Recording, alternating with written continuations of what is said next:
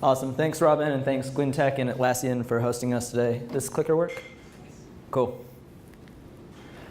So I'm really excited to talk to you all about something that we nerd out quite a bit about at Pagerduty, which is what happens when things go wrong. And this is particularly relevant, I think, in a DevOps context, because as you put developers on call, as you go from a model where one group develops, the other group deploys and runs, to something where you build it, you ship it, you own it. Well, now owning it means you own it even when things are on fire, even when things are not quite going right.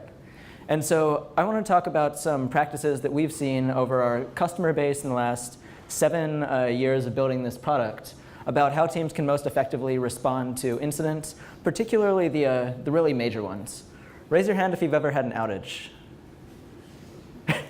All of us, yeah. They always happen. And all we can do is restore service as quickly as possible, deliver uptime back to our customers. So for a little bit of an introduction before we get into best practices, PagerDuty is a digital operations management platform. We have 10,000 customers all over the world, including 300 in Australia, another 100 over in New Zealand. I've been spending the last week with our account team here, meeting all of the ones they can get us in front of, listening to customers, sharing roadmap, getting feedback, and it's been a ton of fun. We work with great Australia and New Zealand companies like William Hill and ING and Macquarie Bank, as well as plenty of US ones and companies all around the world.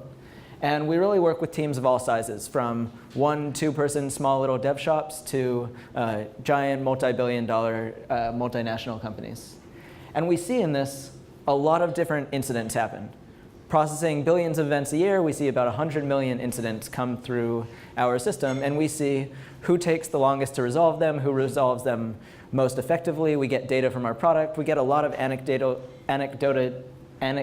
data talking with our customers. And we found some key best practices that help customers respond the most. And we're going to talk here about best practices with major incidents. And a major incident, I mean not just a routine operational task, something that actually significantly degrades a customer experience, something that has a business cost, where your site's unavailable to somebody that needs to use it, or an internal IT service is unavailable. And compared to a routine IT issue, these are different in a couple key ways. Well, first, they have higher urgency. You need to restore service faster because you're probably bleeding brand trust, you're bleeding money. They're harder to coordinate. You often need multiple teams involved in the coordination, and that gets more complex to do. And there's higher expectations in terms of communication out to stakeholders within your business and outside your business. And these costs are very high. We've, in some of our customers, seen costs as high as $100,000 to $500,000 per hour of downtime. And this can actually get a little worse in a DevOps model, because now you don't have a team that's dedicated to keeping things up to, you don't have an operations team. You don't have a dedicated incident management team. Instead, you've got your developers responding to incidents, and every minute they're responding to incidents is a minute where they can't spend innovating for the company. And then you get follow-on effects, because now their sprint is shot, because now they have to do follow-on work from the post-mortem rather than develop the new product they're trying to develop. And marketing's waiting on that, and sales is waiting on that. So you can get these cascading effects that actually do get a little tougher in a DevOps model. Now, I think they're completely outweighed by the velocity gains, the morale gains, the culture gains, the innovation gains you get in DevOps, but they are real. And it just means that we have to be very effective in the way that we respond to incidents. So the best practices that we've seen across all the customers that we see as doing really mature incident response, and they all do a different variety of this, but I'll walk you through sort of a good start for each, is proactive mobilization of responders when stuff happens, having a defined and codified incident response process with buy-in across the org, having a defined communication strategy, internal and external, doing effective postmortems, and finally a lot of training and practice to make sure that when stuff hits the fan, these are all locked down pretty well and in people's muscle memory. So let's jump into that. Proactive mobilization. So this just means when a customer calls in and says, hey, we noticed that your site's down, we noticed that this thing is slow, that should not be the first time that you are hearing about the thing being slow or the site being down. You've already burned a lot of time, you've burned cash, you've burned trust there. This is all about getting ahead of that customer report. And that means telemetry. That means effective monitoring. And most companies we talk to have some variety of infrastructure monitoring, network monitoring going on.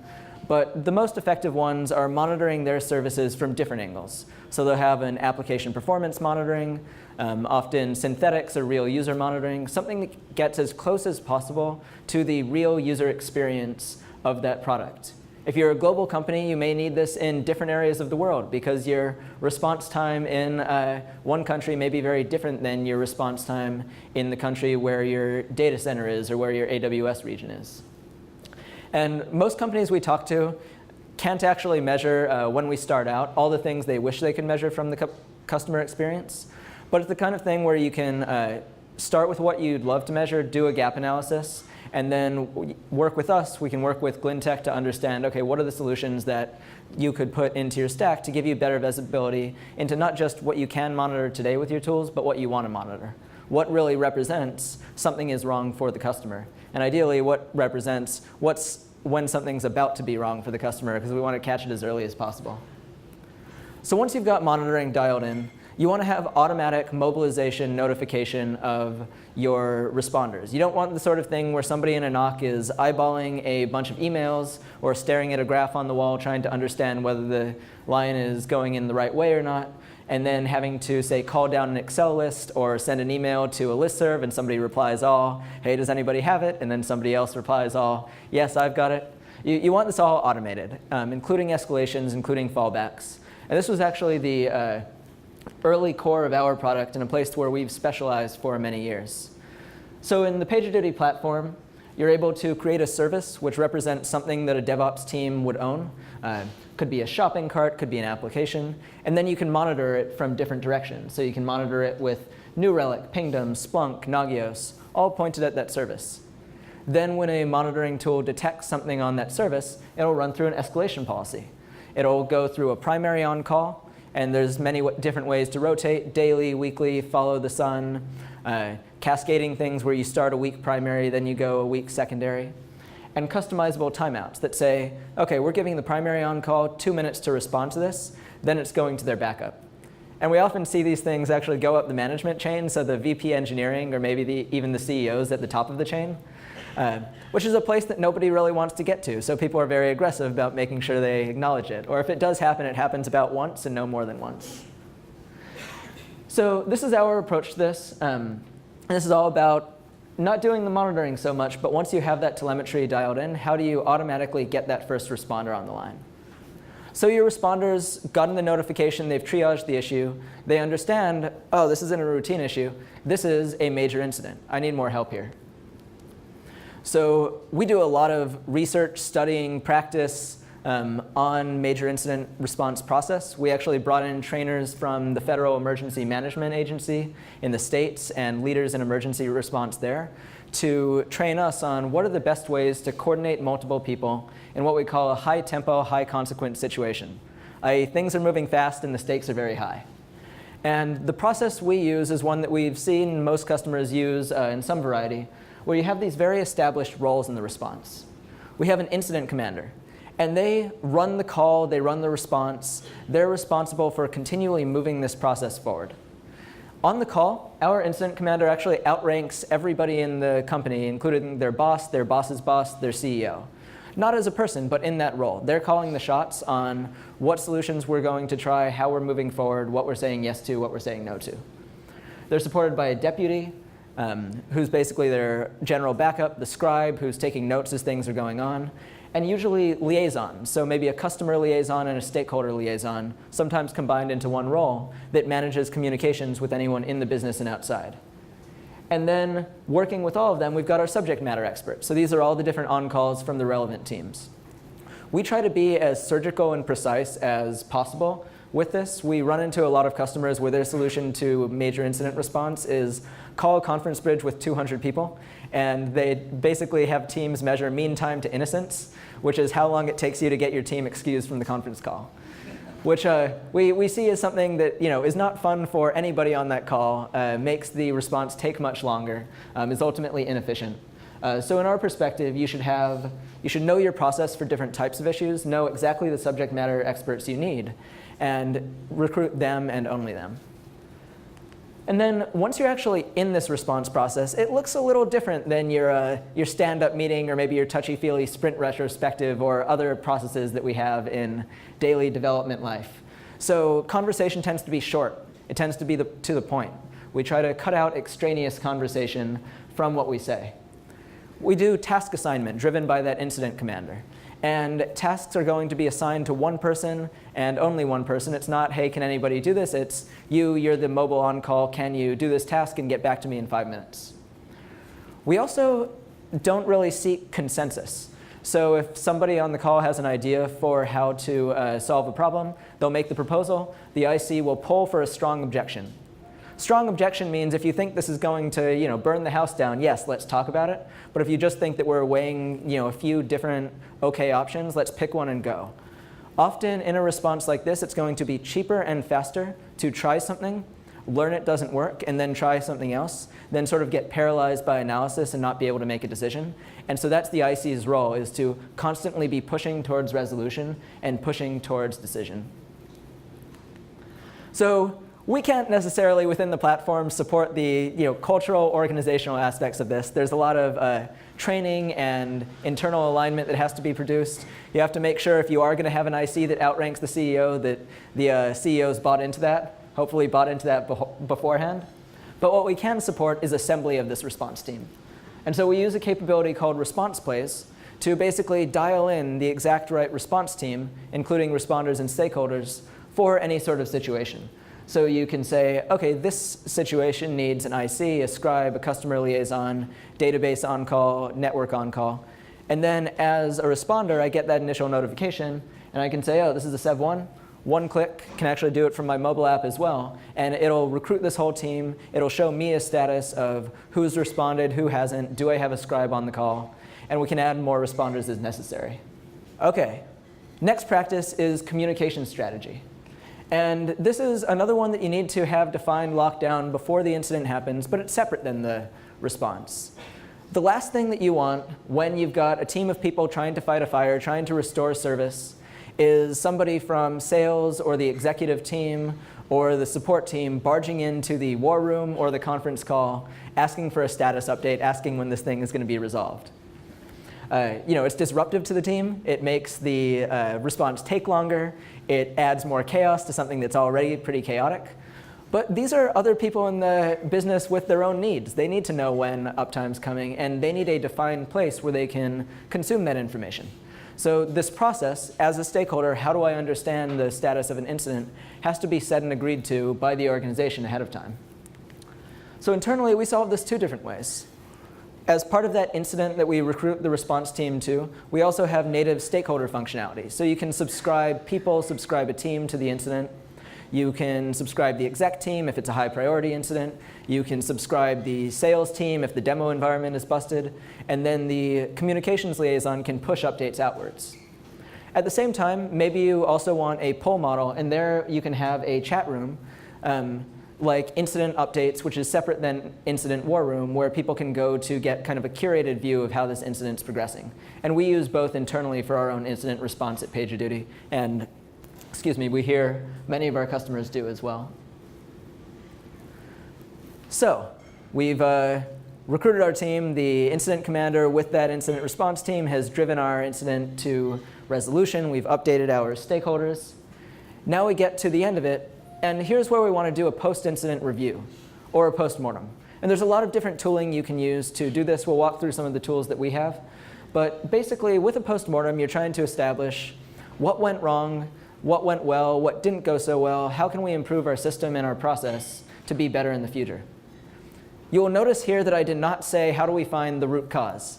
It can be very tempting to ask for the proximate cause of the issue and say, oh, it was that thing, it was that person, and the investigation stops there. And that's really dangerous. Because we, especially as we move to more microservices, we're working on a bunch of different dependencies. We've got people holding down multiple roles, developers doing operations. The ways these systems fail are very complex. It's rarely one person, it's rarely a single thing. So avoiding looking for the single root cause forces us to go deeper and keep asking why. So if it was a bad deploy, is there more testing? Is there more tooling, more automation that we could put in our deployment toolchain to make sure that it's not going out bad in the future? Or is there more rigorous staging that we need to have? Could we have caught it earlier? Could our monitoring have detected things going south earlier than we did? From a human angle, was this person sleep deprived? Were they under crazy deadlines? Were they missing some of the knowledge that they might have needed to know whether that change would be made? It's really important to look not just at how do we fix this problem in the future, but how can we adjust our system to be stronger in the future against more classes of problems?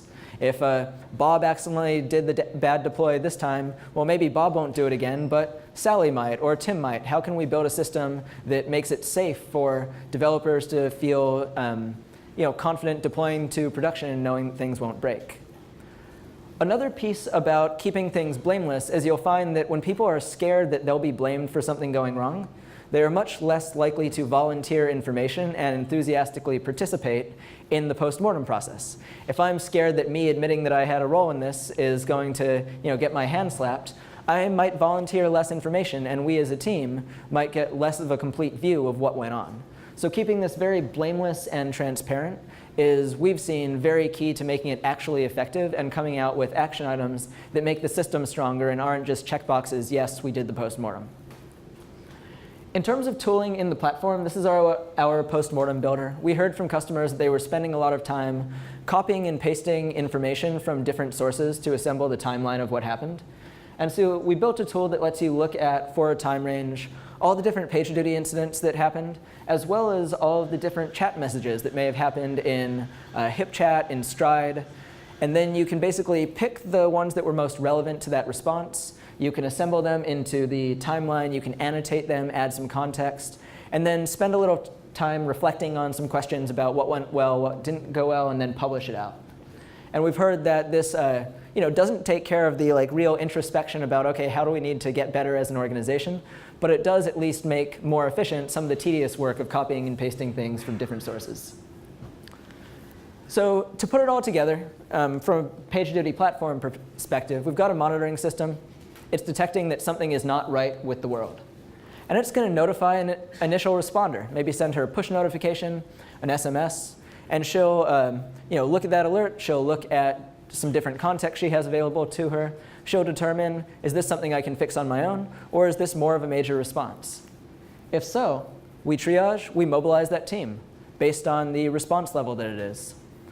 Then the IC will work with the team, work with the scribe and the subject matter experts to drive that incident to resolution, all the while keeping the stakeholders updated about what's going on, as well as when it's finally resolved. And then finally, we'll do our post-incident review. And what we find is that knowledge and experience rots. So doing this post-incident review as quickly as possible after the incident resolves is really, really important. That things, it's sort of out of sight, out of mind. People roll on to other things. So we try to make it a priority and a cultural thing that you're enabled to cancel other meetings. You're enabled to say no to things. You are allowed to, as the IC or whoever is running the postmortem, say, here's our postmortem meeting. It's happening within a day or two after the incident. I expect you all to be here to make sure that we are getting the best view over what happened. So there's a lot of process. We've got a lot of guides online. There's a lot of training that we can offer in order to run this effectively. But no matter how much training and reading you do on it, it's all not that effective if all you have is an intellectual understanding of all of it. For you to actually be able to execute it effectively when the stakes are high, you need to be able to train it. As Captain Picard says, a real calamity is not a good time for training.